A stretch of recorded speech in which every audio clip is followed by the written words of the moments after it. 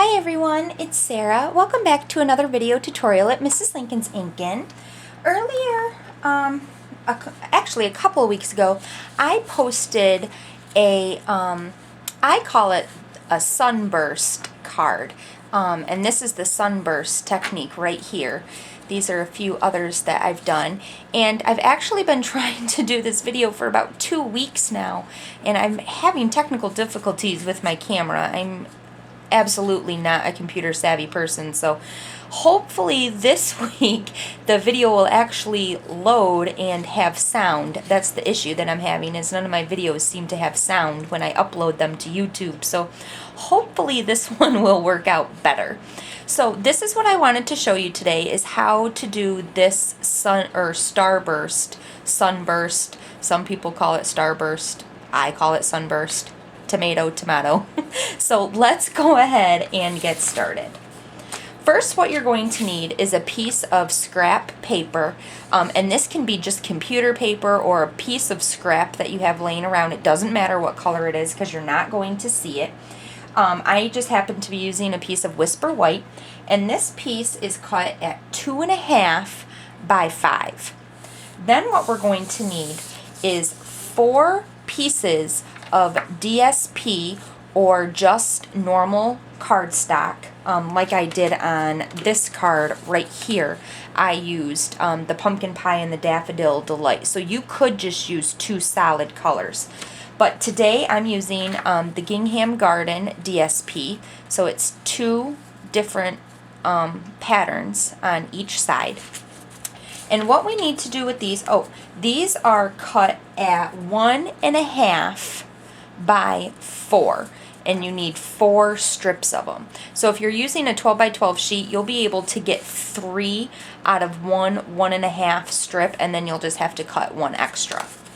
So we need to do some cutting still, so let's go ahead and get our paper trimmer here. And what we need to do is we need to cut these into 2. So we need to cut it from this corner right here all the way up to this corner right here. So we need to position this diagonally in our cutter, and it doesn't matter which corner to corner you're cutting from. It just needs to be 1 corner to 1 quarter. So essentially you're going to have 8 pieces that look like this when we're all done. So go ahead and do these real fast. And I want to apologize if you can hear the massive thunder and pouring rain in the background. We're having a bit of a storm at the moment, and it seems like every time I start to talk, it's thundering. So hopefully you're not hearing all of that in the background here. Okay, and then our last one, corner to corner. Try and get them as even as you can. There we go. And that's all we need our trimmer for. So now we have our 8 pieces here, our 8 little triangles. So now what we need to do is we need to take our scrap piece of paper here, and I'm going to just take a scrap piece, and we need our glue stick. And what we need to do is we need to cover this whole scrap piece of paper with glue stick. Now I've tried Tumbo glue, I've tried snail, and to be honest, the glue stick works so much better than anything else that I've tried. So what we're going to do next is we're going to take one of our pieces, and with the flat edge facing the center, we're going to get this as center as we can. And we're going to lay it down, trying to get it straight too. We all know how I am about getting things straight. So once we have that where we think it looks good, we're going to press it down. Now we're going to do the same thing with another piece, but we're going to flip it over so the other side of the DSP is showing. So then we have a pattern every other one. Now when you start putting these down, we're just going to follow the edges, and it's not going to matter if your pieces aren't directly on on the white. What I mean by that is I need to cover this base right here. So if you look, these are up here aren't level. They're not flush, and that's okay. That's going to happen. But we just need to make sure that that whole base right there is covered with our DSP or our cardstock, whatever you decided to use. And we're just going to go all the way around the base until we get it all covered. So essentially, you should be using about 4 pieces on each side. So then we're going to come over here to this side and we're going to do the exact same thing. Just alternating the patterns or the colors and covering that whole base piece. And then our last piece right here. It's just going to cover that little teeny tiny corner.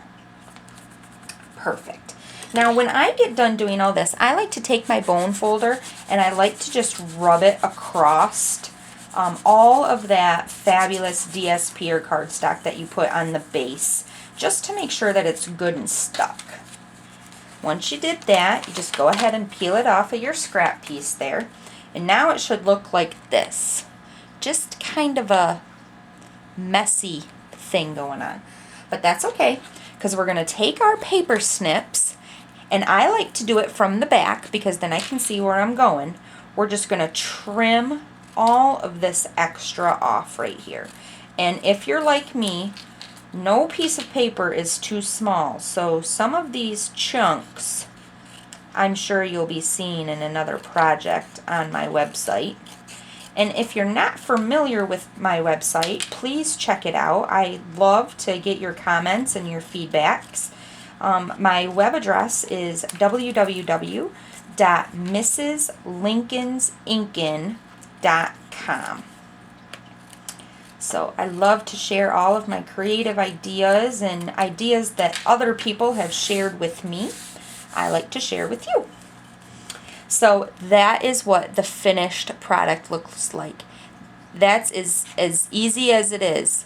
And how pretty is that? Oh, I love this technique.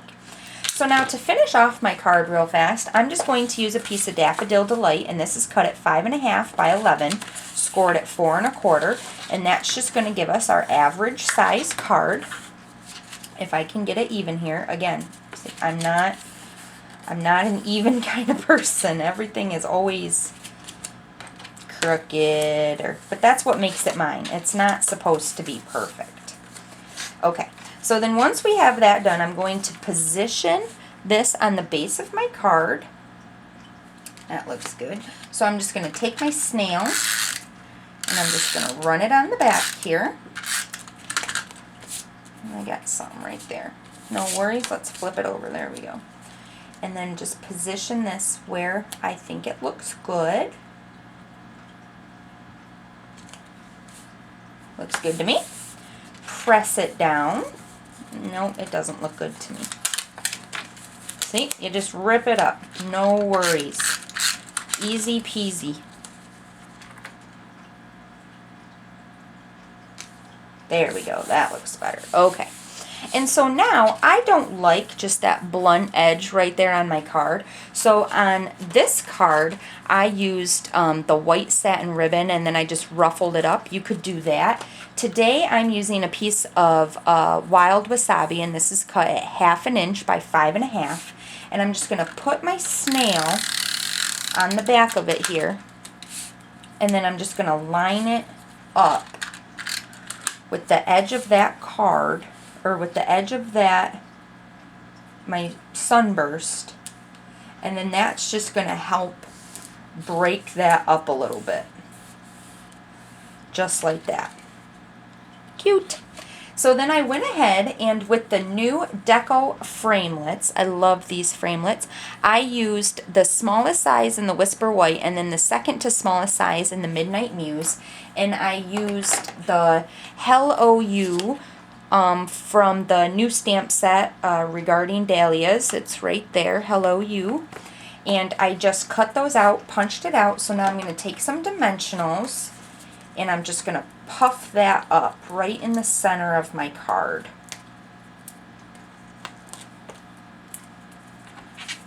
rip the backs off.